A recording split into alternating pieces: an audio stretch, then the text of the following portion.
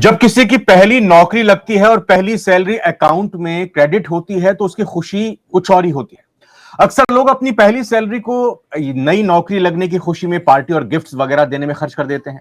बेशक पहली सैलरी से नई नौकरी का जश्न मनाएं, लेकिन यह हमेशा याद रखें कि यही वो उम्र होती है जो आपके भविष्य को भी बेहतर बना सकती है। आमतौर पर 24 से 25 साल की उम्र पर आपके ऊपर बहुत ज्यादा जिम्मेदारियों का बोझ नहीं होता। आपने अक्सर लोगों को यह कहते सुना होगा कि जितनी जल्दी निवेश शुरू करोगे उतना ही ज्यादा रिटर्न आपको मिलेगा। ज्यादातर एक्सपर्ट्स कहते हैं कि हर किसी को अपनी पहली सैलरी से ही 20 से 30% रकम की बचत करके उसे सही जगह इन्वेस्ट जरूर करना चाहिए। और अगर आपने ऐसा कर लिया तो फ्यूचर में पैसे के मामले में आपको कभी परेशान नहीं होना होगा, किसी के आगे हाथ नहीं फैलाने पड़ेंगे। वैसे कहा भी गया है कि कमाने से ज्यादा मुश्किल बचाना यानी सेविंग होता है, और सेविंग से भी ज्यादा मुश्किल काम होता है बचाए गए पैसे को स्मार्टली इन्वेस्ट कर फिर उससे पैसे बनाना। बैंक एफडी, सोना चांदी, पीपीएफ, प्रॉपर्टी, शेयर्स, ऐसे इन्वेस्टमेंट के बहुत सारे विकल्प मौजूद हैं, लेकिन अगर डिसिप्लिन के साथ थोड़ा थोड़ा करके लॉन्ग टर्म में निवेश किया जाए तो इसके लिए म्यूचुअल फंड्स एक बेहतरीन ऑप्शन है, और सालों के ट्रैक रिकॉर्ड से बात साबित भी हो चुकी है। नमस्कार, नवभारत टाइम्स पर मैं रविंद्र सिंह आप सभी का स्वागत करता हूं। तो आज धन की बात के इस एपिसोड में हम बात म्यूचुअल फंड्स में निवेश की ही करेंगे। मैं वेलकम करना चाहूंगा हमारे खास मेहमान, इन्वेस्टमेंट एक्सपर्ट, निवेश गुरु श्री विश्वजीत पराशर जी का। विश्वजीत जी, बहुत बहुत स्वागत आपका। और इनके साथ ही मैं स्वागत करूंगा नवभारत टाइम्स डिजिटल के बिजनेस एडिटर शिशिर चौरसिया जी का। शिशिर जी, वेलकम, आपका भी बहुत बहुत स्वागत। और इस वीडियो को अपने व्यूअर्स से कहेंगे कि आप आखिर तक जरूर देखिएगा, क्योंकि आपको म्यूचुअल फंड से जुड़े हर सवाल का जवाब इस एक वीडियो में मिलेगा। जैसे म्यूचुअल फंड क्या होते हैं, ये शेयर से कैसे अलग होते हैं, इन्हें कैसे खरीदा और बेचा जा सकता है, अपनी कमाई का कितना हिस्सा म्यूचुअल फंड में निवेश करना बेहतर रह सकता है, एसआईपी या लंप सम कौन सा तरीका बेहतर है, कौन से म्यूचुअल फंड खरीदना सही रह सकता है, किस समय मुनाफा वसूली करनी सही रहती है, मतलब शेयर मार्केट जब गिर रही है या चढ़ रही हो तो उस दौरान क्या रणनीति अपनाई जानी चाहिए, क्या आप अपनी हाउसवाइफ, पत्नी या नाबालिग बच्चों के नाम पर भी म्यूचुअल फंड खरीद सकते हैं, म्यूचुअल फंड के मुनाफे पर इनकम टैक्स देना पड़ता है या इससे भी बचने का उपाय है, क्या ऐसे भी म्यूचुअल फंड होते हैं जिनमें निवेश करने से टैक्स में छूट मिलती है। तो ऐसे तमाम सवाल जो अलग अलग वीडियोस में जाकर तलाशने की जरूरत नहीं, इस एक वीडियो पर आपको मिलेंगे। विश्वजीत पराशर जी, सीधा पहला सवाल आपसे सर। पहली नौकरी लगी है, अभी अभी कमाना शुरू किया है, ये तो सर पैसा उड़ाने की उम्र होती है। पिताजी ने बहुत कमाया है, पुश्तैनी जायदाद है, हमारा तो काम चल जाएगा, हमें क्या निवेश करने की जरूरत है, खूब यारों दोस्तों में जो कमाई आ रही है उसको उड़ाओ।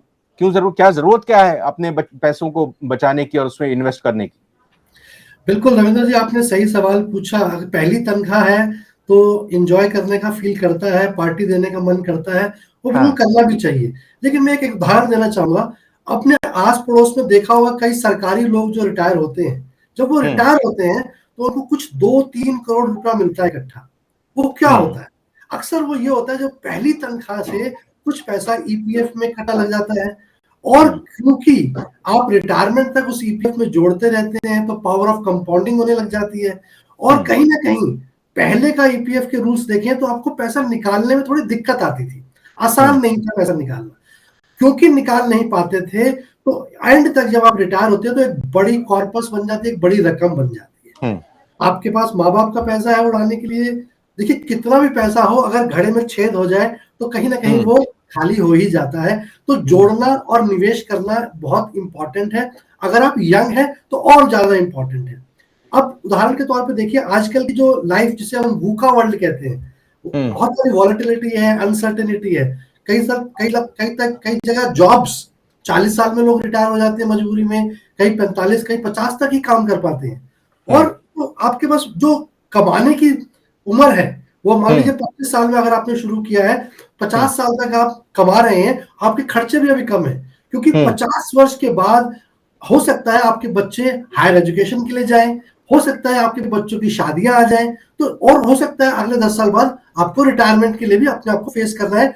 क्योंकि 40 साल रिटायरमेंट के बाद भी जी सकते हैं, या 30 साल 25 साल जितने भी जीते हैं, जब आपके पास इनकम ही नहीं होगी और आपके पास इनकम आ नहीं रही है, तो यही जो पैसा है, यही जो धनराशि है, इसी से आपने अपना अगले 25, 30, 40 साल काटने हैं। तो ये 25 साल की उम्र से जब आप शुरुआत करते हैं 50 साल तक, ये बहुत इंपॉर्टेंट फेज है। आप इसको बैलेंस करके चलिए। मैं कहता हूं थोड़ा जोड़िए, जिंदगी ना मिले दोबारा, एंजॉय भी कीजिए, लेकिन अगर एक थंब रूल फॉलो करें जिसको हम कहते हैं 30-30-30-10, अगर ये थंब रूल अगर आप फॉलो करते हैं, मान लीजिए 30% मैं कहता हूं आपका पैसा, हो सकता है आप किराए के मकान में रह रहे हैं, रेंट देना पड़ रहा है या कार की किस्त है, तो 30% पैसा आपने ईएमआई के लिए रख दिया, या अगर आपने होम लोन ले रखा है तो उसके लिए, किस्त के लिए रख दिया। अगला 30% पैसा जो आपकी इनकम का है वो आप रखिए नेसेसिटी खर्चों पे, एसेंशियल खर्चों पे, क्योंकि आपको घर का खर्च तो चलाना ही है, आपको गैस का बिल देना है, बिजली का बिल देना है, या सब्जी खरीदनी है, ग्रोसरी खरीदनी है, बच्चे की फीस है, तो ये तो एसेंशियल खर्चे हैं जो आपको करने ही करने हैं। तो ये 30% में अगर आप इसको एडजस्ट कर लें, क्योंकि ये फिक्स्ड खर्चे हैं, इसको आपको आइडिया भी होगा कि ये खर्चे तो जाते ही जाते हैं हर महीने। और अगले 30% जो पैसा है, जो मैं कहता हूं मिनिमम हर व्यक्ति को इतना पैसा सेव करना चाहिए, और न केवल सेव करना चाहिए, उसको निवेश करना चाहिए, इन्वेस्ट करना चाहिए। तो सेवर्स से, हमारे माता पिता थे जो सेवर्स थे, अब हम स्पेंडर बनते जा रहे हैं, खर्चीले बनते जा रहे हैं। तो आपको करना क्या है, सेव करना है 30% और उसको निवेश करना है ताकि वो पैसा ग्रो करे, क्योंकि जो पैसा आप इतनी मेहनत करने कमाने के लिए, वो पैसा भी मेहनत करे आपको एक बड़ा कॉर्पस बनाने के लिए। और जो 5% बचता है लास्ट में रविंद्र जी, वो पैसा आपको खर्च करना चाहिए अपने लाइफस्टाइल के लिए, चाहे रेस्टोरेंट में जाएं, मूवीज देखें, जैसा आपको ठीक लगे वहां खर्च करें, शॉपिंग करें। तो अगर इस तरीके से अगर आप बजटिंग करके चलते हैं तो आने वाला जीवन भी अच्छा होगा, और जो प्रेजेंट जीवन है जिसको आप जी रहे हैं, जिसको मैं कह रहा हूं जिंदगी ना मिले दोबारा, तो वो भी आप एंजॉय कर सकते हैं।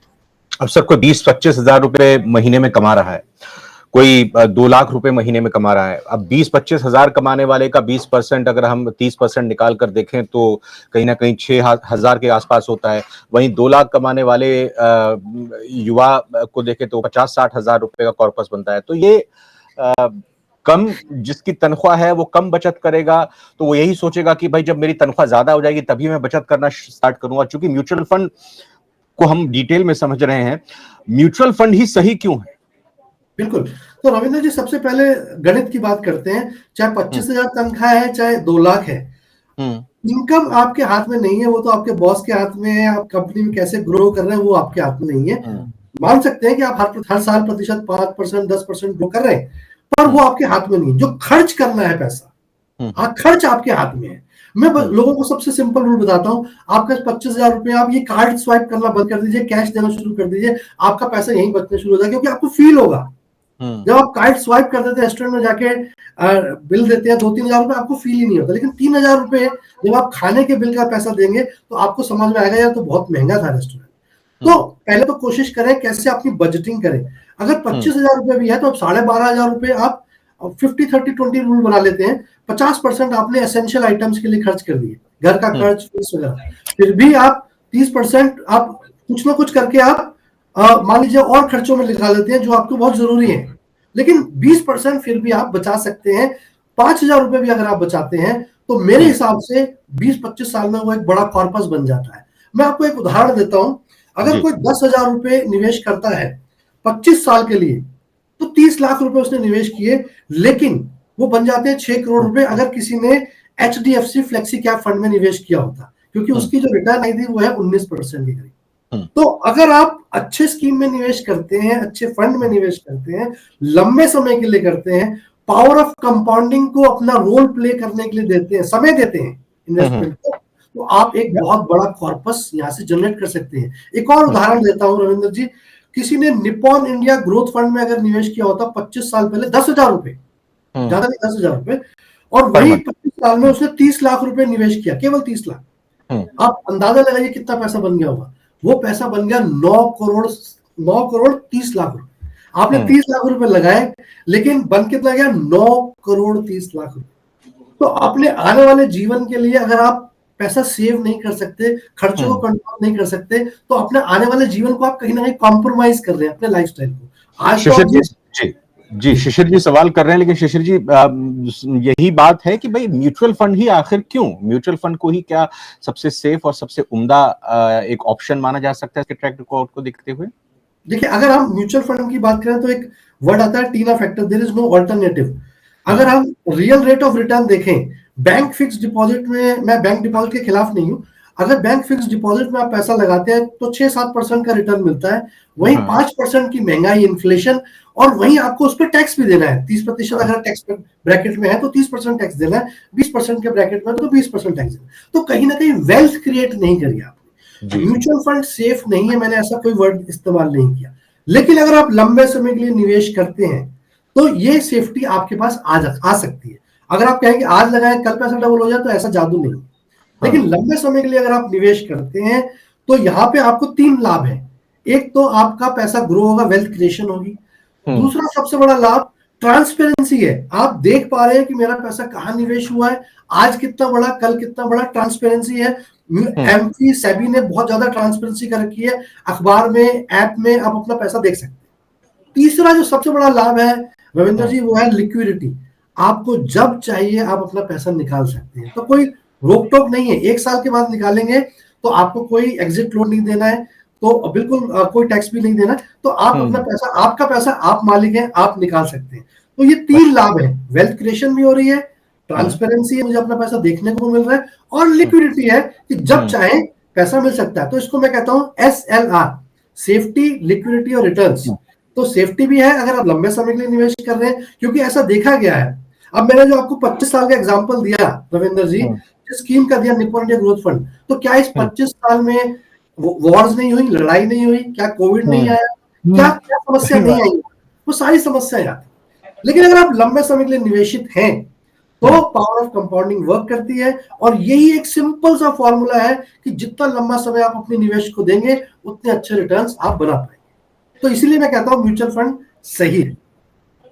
यहाँ सर एक सवाल उठता है, आपने कहा म्यूचुअल फंड सही है, बिल्कुल सही है, लेकिन म्यूचुअल फंड में आप देखने को जाएं तो म्यूचुअल फंड में 40 से ज्यादा तो AMCs हैं, एसेट मैनेजमेंट कंपनीज। हर AMCs के तरह तरह के फंड हैं, mid cap, small cap, large cap, flexi cap, तरह तरह के फंड हैं।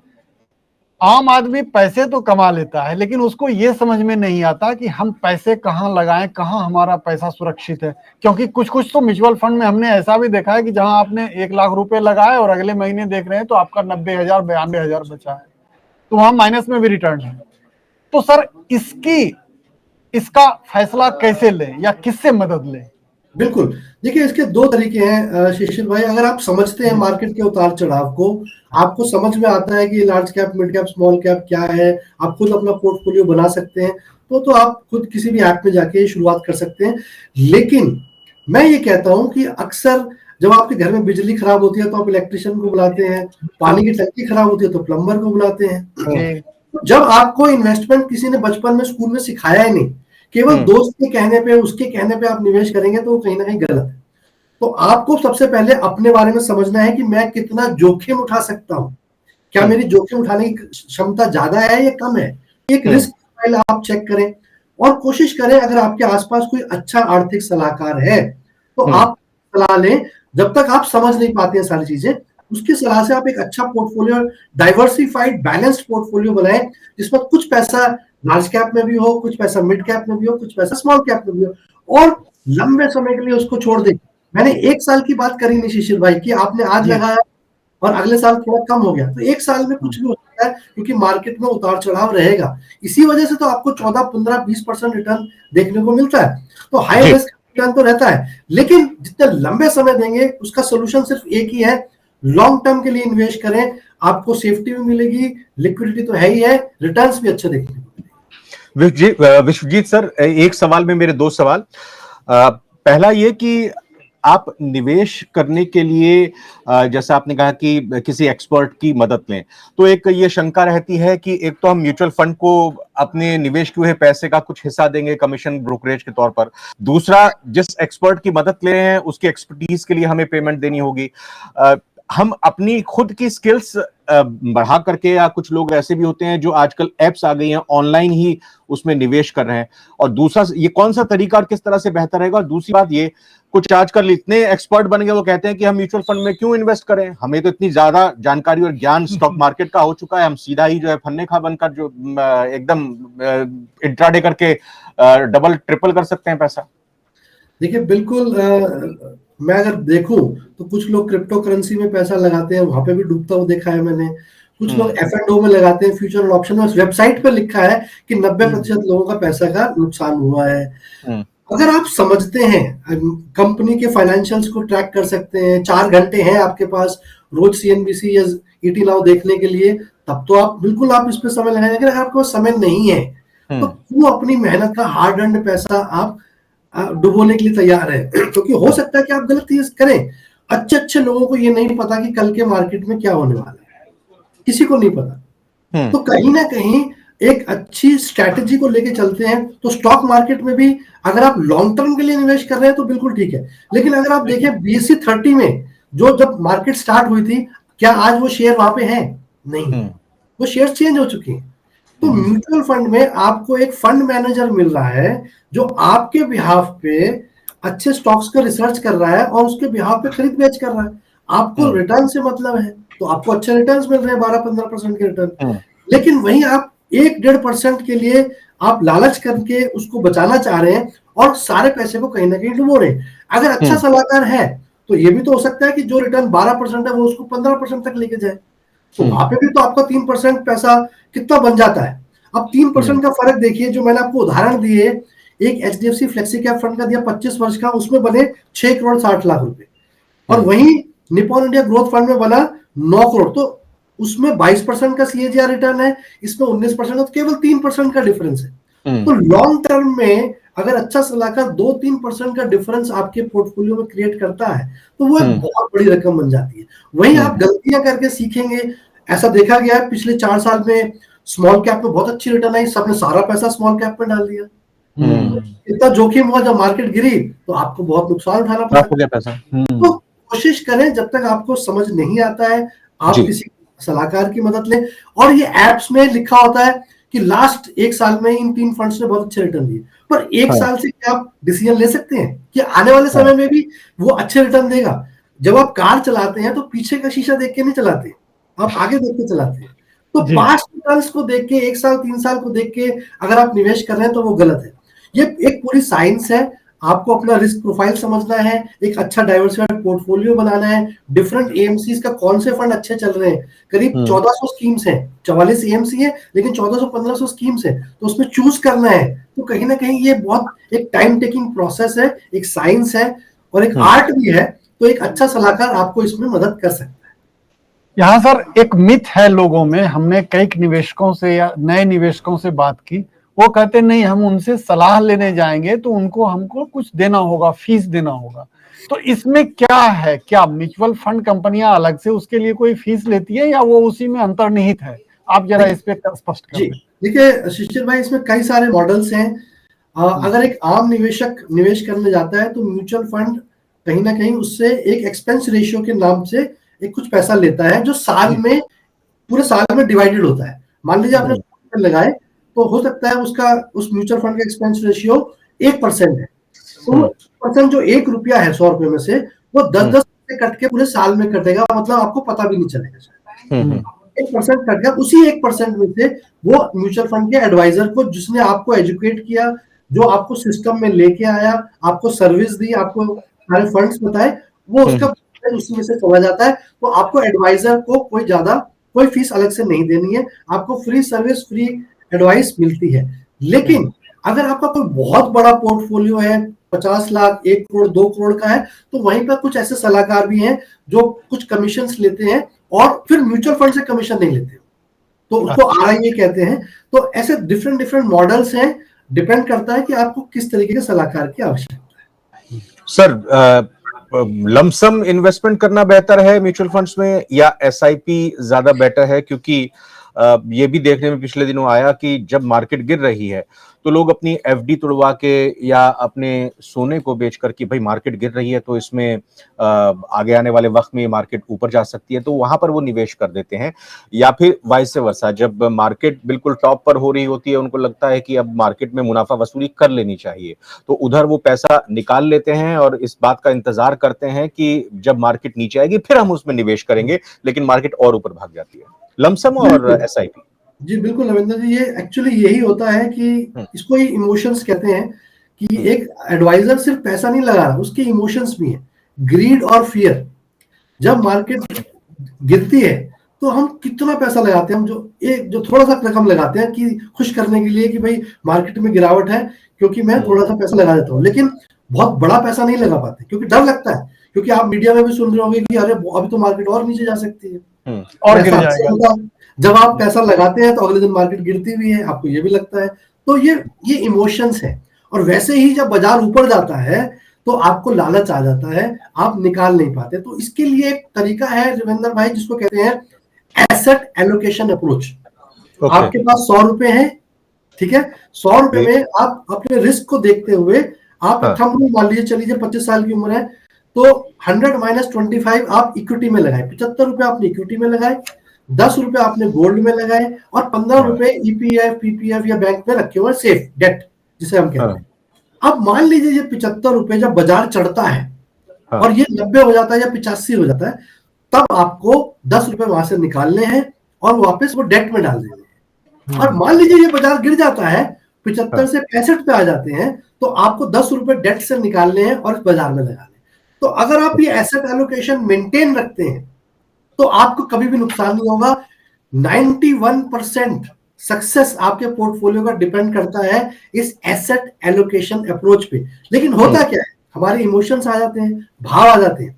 जब 75-85 हुआ तो आपको शिशिर भाई बोलेंगे अरे अभी तो 100 पे जाएगा, 99 का चक्कर हो जाता है। लेकिन वही इतने भी लालची नहीं है शिशिर जी।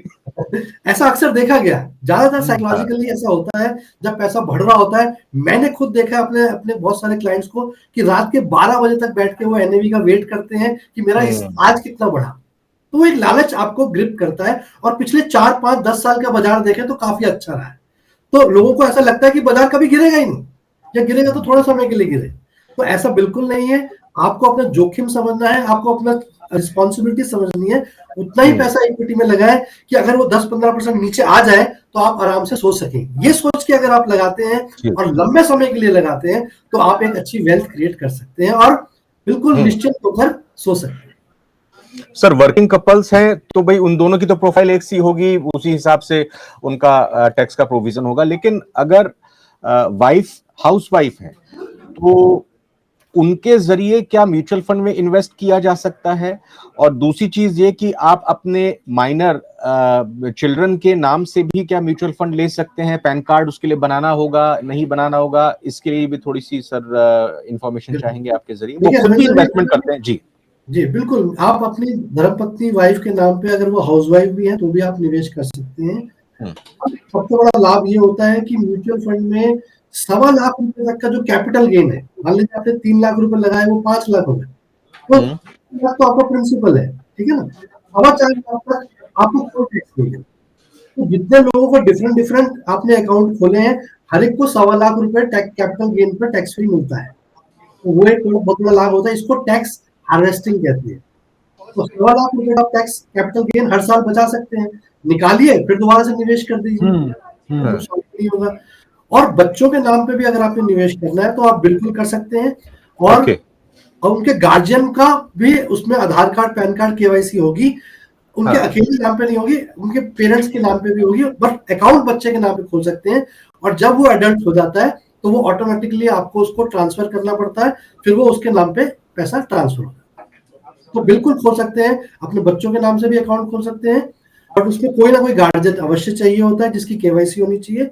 और अपनी हाउसवाइफ के नाम पे भी खोल सकते हैं, कोई उसमें रोक टोक नहीं। जैसा आपने कहा कि सर 1 साल तक 1.25 लाख अगर मुनाफा होता है तो वो टैक्स उस पर नहीं लगेगा।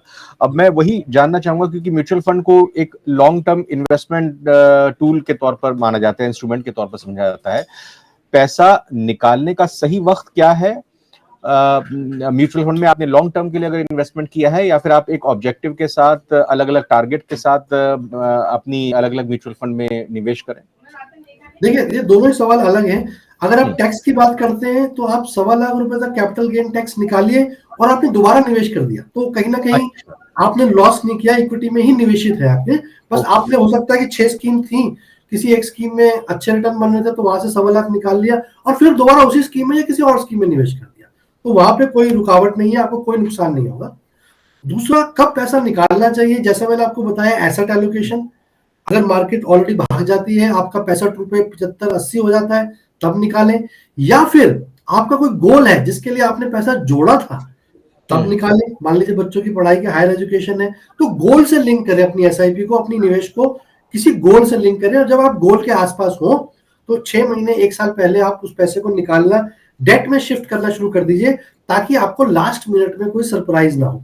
तो ऐसे कर आप पैसा निकालेंगे तो कोई दिक्कत नहीं है। लेकिन सिर्फ इसलिए निकालना कि बाजार चढ़ रहा है या डर के मारे गिर रहा है, वो कहीं ना कहीं आपको नुकसान देता है, और जल्दबाजी में खरीदना बेचना भी आपको नुकसान देता है। तो 1.25 lakh tax, capital gain tax की बात है, वो तो आप निकाल रहे हैं, दोबारा निवेश कर रहे हैं, तो कहीं ना कहीं उसमें कोई नुकसान नहीं है, आप टैक्स हार्वेस्टिंग कर रहे हैं। लॉन्ग टर्म में अगर आपको पैसा निकालना है, जब आपका गोल नजदीक हो तभी निकाले, या फिर आपका जो मैंने एसेट एलोकेशन बोला, अगर वो बहुत ऊपर चला जाता है तब आप निकालें, उसे डेट में ले आए, और फिर कभी जब मार्केट गिरावट है तो फिर उसको निवेश करें। तो ये आप करते रहे तो आपका पैसा हमेशा ग्रो करेगा। सर, बहुत सारे लोगों में इस जानकारी का भी अभाव है फाइनेंशियल इलिटरेसी के जरिए, कि ऐसे भी म्यूचुअल फंड्स होते हैं जिसके जरिए हम अपने टैक्स को बचा सकते हैं। हम पीपीएफ में, पोस्ट ऑफिस स्कीम्स में ना इन्वेस्ट करके हम equity link saving scheme ELSS के जरिए भी निवेश कर सकते हैं। क्या वो तरीका सही है? देखिए अरविंदर जी, अब थोड़ा सा बदलाव हुआ है बजट में। अब 2 टैक्स रिजीम है, एक न्यू टैक्स रिजीम है, एक ओल्ड टैक्स रिजीम है। अगर आप ओल्ड टैक्स रिजीम में जाते हैं तो आपको ये सारे विकल्प मिलते हैं, पीपीएफ में भी निवेश करते हैं, आपको टैक्स बचता है 1.5 लाख तक का अंडर सेक्शन 80C, और ईएलएसएस जो म्यूचुअल फंड में, जिसको इक्विटी लिंक सेविंग स्कीम कहा जाता है, वहां पे भी आप 1.5 लाख रुपए तक आप निवेश करेंगे तो अंडर सेक्शन 80C आपको लाभ मिलेगा उसका। पर अगर आप, ज्यादातर मैंने ट्रेंड देखा है कि अब यंग लोग न्यू टैक्स रिजीम की ओर जा रहे हैं, और ऐसा गवर्नमेंट का भी मुझे लगता है प्रोत्साहन है कि वो न्यू टैक्स रिजीम को ज्यादा अट्रैक्टिव बना रहे हैं। तो वहां पे आपको ईएलएसएस या किसी चीज का कोई लाभ नहीं है। वहां पे आपको सिर्फ, आपको जो न्यू टैक्स रिजीम में लाभ मिलता है वो आप ले सकते हैं। किसी में निवेश करके आपको कोई बहुत ज्यादा लाभ नहीं है, थोड़ा बहुत एनपीएस में है, वो भी अगर कॉर्पोरेट अकाउंट है। तो मेरे हिसाब से अगर आप न्यू टैक्स रिजीम में है तो इन चीजों का कोई लाभ नहीं है। अगर आप ओल्ड टैक्स रिजीम में है, क्योंकि कहीं ना कहीं न्यू टैक्स रिजीम चाहती है कि आप निवेश, स्पेंड करें, खर्चा करें। इकोनॉमी को मूव करती है, वो खर्चे पे करती है। तो गवर्नमेंट चाहती है कि आप खर्च करें ताकि इकोनॉमी मूव करे, पर आपको समझना है कि मेरे फाइनेंशियल गोल से अगर मैं सारा खर्च करूंगा तो मैं जोड़ूंगा कब। तो कहीं ना कहीं आप एक अच्छे diversified mutual fund, equity fund में आप निवेश करें। ईएलएसएस आवश्यक नहीं है अगर आप न्यू टैक्स रिजीम में है। पुरानी टैक्स रिजीम में है तो ईएलएसएस में भी निवेश कर सकते हैं, पीपीएफ में भी कर सकते हैं, मेडिक्लेम का भी आपको लाभ मिलेगा, होम लोन का आप जो देते हैं उसमें भी आपको लाभ मिलेगा। ये सब लाभ आपको ओल्ड टैक्स रिजीम में। शिशिर जी, आपसे मेरा सवाल ये है कि इन्वेस्टमेंट ट्रेंड देखें, इन्वेस्टमेंट के डेटा को अगर देखें, साल 2020 में जब कोरोना आया था तो उस दौरान लोगों ने बहुत सारे अपने डीमैट अकाउंट्स ओपन किए, म्यूचुअल फंड में इन्वेस्टमेंट स्टार्ट उन्होंने करना शुरू किया। और अभी 6 महीने 8 महीने पहले जब मार्केट गिरना शुरू हो रही थी तो कई लोगों ने अपनी एसआईपी को रोक दिया था, अपना पैसा उन्होंने विथड्रॉ करना शुरू कर दिया था। फिलहाल ओवरऑल जो मार्केट का ट्रेंड है म्यूचुअल फंड के रिगार्ड में, वो किस ओर जाता दिख रहा है? नहीं, देखिए, एक तो ये है कि म्यूचुअल फंड का डीमैट अकाउंट से कोई लेना देना नहीं है। आप बिना डीमैट अकाउंट खोले भी म्यूचुअल फंड ले सकते हैं। डीमैट अकाउंट तो होता है कि आपको शेयर की खरीद बिक्री करनी है, तो आजकल सरकार ने कर दिया है कि नहीं, डीमैटिलाइज्ड फॉर्म में ही शेयर लेना होगा। म्यूचुअल फंड आप सिंपल केवाईसी करके, जैसा कि पराशर सर ने बताया, सिंपल केवाईसी उसके लिए होता है। केवाईसी करके आप म्यूचुअल फंड की खरीद बिक्री शुरू कर सकते हैं। हाँ, ये बात देखी गई कि जब कोरोना काल में जब शेयर बाजार नीचे गिरा और अचानक फिर चढ़ने लगा, तो बहुत सारे लोग शेयर बाजार की तरफ आकर्षित हुए, म्यूचुअल फंड की तरफ भी आकर्षित हुए। शेयर बाजार की तरफ ज्यादा आकर्षित हुए थे, म्यूचुअल फंड की तरफ कम। लेकिन हाल के वर्षों में कोरोना काल बीत जाने के बाद म्यूचुअल फंड की तरफ काफी आकर्षित हुए लोग, और निवेश इतना बढ़ गया कि रिजर्व बैंक के गवर्नर को, और इवन अभी पिछले दिनों तो वित्त मंत्री निर्मला सीतारमन ने भी कहा था कि म्यूचुअल फंड की तरफ लोग ज्यादा जा रहे हैं, इसको थोड़ा सा नियंत्रित करना होगा। दैट मीन्स कि उसको अप्रत्यक्ष रूप से कह रही हैं कि आप बैंक एफडी या जो परंपरागत साधन है वहां आइए। लेकिन आप पराशर जी जैसे निवेश गुरु से बात करेंगे तो इन्होंने अभी भी कहा कि आप बैंक एफडी की तरफ जाते हैं तो बैंक एफडी में आपका वेल्थ क्रिएशन नहीं होता। वेल्थ क्रिएशन तभी होगा जब आप म्यूचुअल फंड की तरफ आएंगे। म्यूचुअल फंड की तरफ आएंगे तो आपको एवरेज 12% कम से कम कहीं नहीं गया, और जबकि आप बैंक एफडी की तरफ जाएं तो जो देश के सबसे बड़े बैंक है वहां भी 5.5-6% का रेट ऑफ इंटरेस्ट है। उसमें से 5% आप इन्फ्लेशन में काट दें, बाकी जो पैसे उसमें से कुछ टैक्स निकल गया, डायरेक्ट टैक्स, तो फिर आपके पास बचा क्या हुआ? आपका तो जितने पैसे आपने जमा किए थे इन्फ्लेशन और टैक्स निकाल देंगे तो हो सकता है कि उससे भी कम हो जाए। तो बेहतर यह है कि आप वैसी जगह पैसे लगाएं जहां आपका वेल्थ क्रिएशन हो, आपका पैसा बढ़े, आप खुश हों, आपके सपने पूरे हों। बिल्कुल सही बात। और विश्वजीत सर, म्यूचुअल फंड से रिलेटेड कोई चीज अगर हम मिस कर रहे हो, वैसे तो एक बहुत बड़ा टॉपिक है ये, लेकिन इस वीडियो में मैं लास्ट में आपसे चाहूंगा कि कोई चीज छूट रही हो जो आप बताना चाहते हो अपने एक्सपीरियंस से। जी बिल्कुल रविंद्र जी, वो शायद सवाल बीच में भी रह गया कि लमसम या एसआईपी। देखिए, मार्केट को टाइमिंग करना बहुत मुश्किल है, किसी के बस की बात नहीं है। बड़े बड़े लोग टाइमिंग नहीं कर पाते हैं। तो अगर आप टाइमिंग नहीं कर सकते हैं तो आप एसआईपी करें। जो क्या करता है एसआईपी, लॉन्ग टर्म में एक एवरेजिंग करना शुरू कर देता है, क्योंकि गिरते हुए बाजार में भी आप पैसा निवेश कर रहे हैं, चढ़ते बाजार में भी आप पैसा निवेश कर रहे हैं, तो कहीं ना कहीं लॉन्ग टर्म में एक एवरेजिंग हो जाती है। यहाँ पे जो मार्केट का उतार चढ़ाव है उसका असर कम हो जाता है। अगर आपने लमसम पैसा लगाया तो ऐसा देखा जाता है जिस दिन लगा उसके अगले दिन बाजार गिरता है, तो आपको ऐसा देखने में लगेगा तो नुकसान हो गया। तो आप लमसम लगा सकते हैं और उसमें ज्यादा लाभ होता है अगर आपने टाइमिंग अच्छी करी। तो सारा पैसा इकट्ठा लमसम ना लगाएं, उसको स्टैगर कर दें। अगर आपके पास मोटा पैसा भी है, वो भी एक कॉन्सेप्ट है जिसको हम कहते हैं सिस्टमैटिक ट्रांसफर प्लान। आप उस पैसे को लिक्विड फंड में निवेश कर दें और धीरे धीरे 3 महीने 6 महीने में उस पैसे को आप इक्विटी मार्केट में ट्रांसफर कर सकते हैं। वही अगर थोड़ा पैसा है, जैसे सैलरीड एम्प्लॉइज के पास होता है, तो आप उसको एसआईपी की तरह निवेश करते रहें, हर महीने कुछ ना कुछ पैसा निवेश करते रहें। तो ये म्यूचुअल फंड्स का जो मुझे समझ में आया अभी तक, एक तो टाइमिंग करने की कोशिश ना करें, एसआईपी एक एवरग्रीन स्ट्रेटजी है।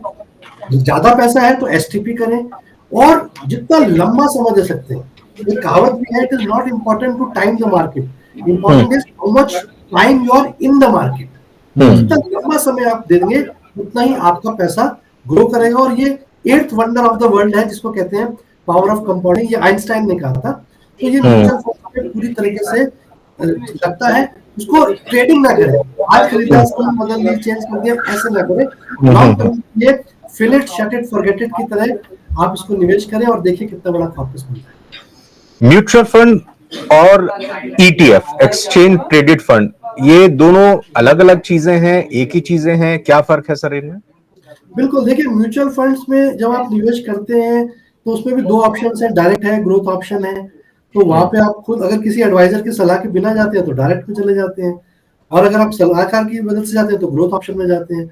वहीं पे कुछ इंडेक्स फंड में निवेश करते हैं, क्योंकि हर म्यूचुअल फंड के लिए एक बेंचमार्क है। मान लीजिए Nippon India large cap fund है तो वो निफ्टी 50 को फॉलो करता है, यानी कि उस बेंचमार्क को मैच करता है और कोशिश करता है उस बेंचमार्क को बीट करे। तो एक्टिव फंड मैनेजर्स जो होते हैं वो इंडेक्स को बीट करने की कोशिश करते हैं। इंडेक्स फंड, क्योंकि उसमें फंड मैनेजर की आवश्यकता नहीं है और वो ऑटोमेटिकली जो इंडेक्स बना हुआ उसी की तरह पैसा निवेश होता रहता है, तो आपका जो एक्सपेंस रेशियो है वो थोड़ा कम हो जाता है। तो एक्टिव फंड में थोड़ा एक्सपेंस रेशियो ज्यादा है, इंडेक्स में थोड़ा कम है, ईटीएफ में और कम है। यहाँ पे आपको डीमैट अकाउंट चाहिए, तो क्योंकि म्यूचुअल फंड में नहीं चाहिए, लेकिन यहाँ पे आपको डीमैट अकाउंट चाहिए। और दूसरा, क्योंकि इसका नाम है एक्सचेंज ट्रेडेड फंड, तो ये शेयर्स की तरह आप सारे दिन में खरीद बेच कर सकते हैं। म्यूचुअल फंड्स में आप दिन में जो खरीदते हैं उसको उस दिन की एनएवी आपको मिलती है। ये दोनों में फर्क है। थोड़ा सा एक्सपेंस रेशियो में वो सस्ता पड़ता है, लेकिन वो की तरह निवेश किया जाता है। और यहाँ पे म्यूचुअल फंड्स में आप लॉन्ग टर्म के लिए निवेश करते हैं, तो अगर आप ट्रेडिंग करना चाहते हैं तो ETF बेटर है, लेकिन अगर आप निवेशक बनना चाहते हैं तो मेरे ख्याल से एक्टिव फंड्स बेटर है। शिशिर जी, जो गलती हम लोगों से हो गई, हमने जब कमाना शुरू किया उसी दौरान हमने निवेश के ये बातें नहीं सुनी। अगर पराशर सर से तब सलाह मिल जाती तो शायद हम भी इस काम को स्टार्ट कर देते। तो कोई आपकी से भी कुछ अगर लग रहा है कि कुछ मिस्टेक रही हो, शिशिर जी सलाह दीजिए हमारे व्यूअर्स को। उस समय यदि जब आपने नौकरी शुरू की और उस समय से निवेश नहीं किया, उस समय आपने ध्यान नहीं दिया, तो अब थोड़ा सा उसकी भरपाई कीजिए। और जैसे पराशर सर ने बताया कि 30% आपको निवेश के लिए निकालिए पैसे, तो 30% को 31 कीजिए, 32 कीजिए, 35 कीजिए, यदि हो सके तो 40% निवेश कीजिए। हमने तो ऐसे लोगों को देखा है जो बच्चों को पढ़ाने के लिए बहुत कम कमाते हैं। हमारे साथ तो ढेरों लोग मतलब पूछते रहते हैं। तो ऐसे व्यक्ति को हमने देखा है जो कम आमदनी है, लेकिन वो चाहते हैं कि हमारे बच्चे पढ़े, अच्छी शिक्षा लें, और वो महीने में 30,000 कमाते हैं और 15,000 रुपए वो निवेश करते हैं। 50% वो म्यूचुअल फंड में पैसे डालते हैं और हर महीने पैसे डालते हैं। तो आप उनसे भी सबक ले सकते हैं। और यदि आप अच्छे मतलब अच्छा जीवन, क्योंकि हम लोग जहाँ काम करते हैं, हम लोग क्या इस देश में लेस देन 2% सरकारी नौकर हैं, और उसमें भी अब पेंशन किसी के पास नहीं है। 1 जनवरी 2004 के बाद जो ज्वाइन किए हैं सब NPS के भरोसे हैं। तो यदि आप चाहते हैं कि रिटायरमेंट लाइफ अच्छी बीते, किसी पे आश्रित ना रहें, और जब जरूरत हो तब हम अपने हिसाब से खर्च कर सकें या स्वास्थ्य संबंधी आवश्यकताओं को पूरी कर सकें, तो एक निश्चित एक बड़ा कॉर्पस जरूरी है, ये निश्चित तौर पे कह सकते हैं हम। और बड़ा कॉर्पस बनाने के लिए आपने शुरुआत में जो कम निवेश किया उसमें अब निवेश बढ़ाएं, तभी आपका वो लक्ष्य पूरा होगा। विश्वजीत सर, कहा भी गया है बुरे वक्त में पैसा ही काम आता है। जी बिल्कुल, बिल्कुल सही कहा है। और मैं बिल्कुल शिशिर भाई की बात से सहमत हूँ। केवल निवेश नहीं है, आपको 4 चीजें और भी करनी चाहिए। आपको अपना मेडिक्लेम भी जरूर लेना चाहिए अगर आप यंग एज में हैं, और टर्म प्लान भी लेना चाहिए कि कल को आपको कुछ हो गया, आप ब्रेड अर्नर हैं, तो बहुत सस्ते में, और जितनी यंग एज में आप टर्म प्लान लेंगे, केवल वही प्रीमियम जीवन भर देना है आपने। तो कितने सस्ते में आपको प्रीमियम मिलेगा, प्रीमियम कम देना है और सेम प्रीमियम रहेगा। तो टर्म प्लान भी जरूर लें। निवेश करने से पहले ये दोनों चीजें जरूर कर लें कि मेडिक्लेम भी हो और टर्म प्लान भी हो, तब ताकि आगे आप आने वाले जीवन को अच्छे से व्यतीत कर सकें। तो विश्वजीत पराशर सर की इसी बात से हम इस वीडियो का अंत करेंगे कि भाई मेडिक्लेम और आपको इंश्योरेंस लेना, और उस वो भी इंश्योरेंस, टर्म इंश्योरेंस लेना बहुत जरूरी है। अब ये नाम अगर आप पहली बार सुन रहे हैं, इसके बारे में जानना चाहते हैं, मेडिक्लेम की क्यों जरूरत है आपको, क्योंकि आप सोचेंगे कि अभी तो यंग है, अभी से ही हम कहाँ बीमार पड़ जाएंगे, तो इसके लिए भी जरूरी और तैयारी बेहद जरूरी है। मेडिक्लेम और टर्म इंश्योरेंस को लेकर भी शिशिर जी एक धन की बात होगा हमारा। बिल्कुल इंतजार करें, हम लोग इसको सीरीज के रूप में चलाएंगे। एक सीरीज हमारा टर्म इंश्योरेंस पे होगा, एक सीरीज हमारा मेडिक्लेम पे होगा, और हमारे पराशर जी इन सब के माहिर हैं। तो जरूर आप कमेंट करके बताइएगा कि आप क्या चाहेंगे। पहले क्या टर्म इंश्योरेंस पर आप चाहेंगे कि हम धन की बात लगाएं या मेडिक्लेम पर आएंगे, और अपने सवाल रखिएगा, और आपके सवाल आपके नाम के साथ यहाँ हम इस अगले वीडियो में जो लेकर आएंगे वो बताएंगे, और विश्वजीत सर हमारे को जवाब देंगे। और आज आपने सर म्यूचुअल फंड को इतने करीने से एक एक स्टेप बाय स्टेप चीजों को समझाया। मुझे उम्मीद है कि कंफ्यूजन सारी दूर हुई हुई हमारे व्यूअर्स की, लेकिन फिर भी अगर किसी तरह की कोई दुविधा है, कोई सवाल है, उस सवाल को आप यहाँ पर रखिएगा, और हम कोशिश करेंगे विश्वजीत सर के साथ लाइव सेशन करें, और लाइव सेशन के जरिए आपके साथ के साथ क्वेश्चंस आते रहेंगे, उन क्वेश्चंस का जवाब भी हम लाइव में ही लेंगे। फिलहाल बहुत बहुत धन्यवाद शिशिर सर, आपका भी बहुत बहुत शुक्रिया।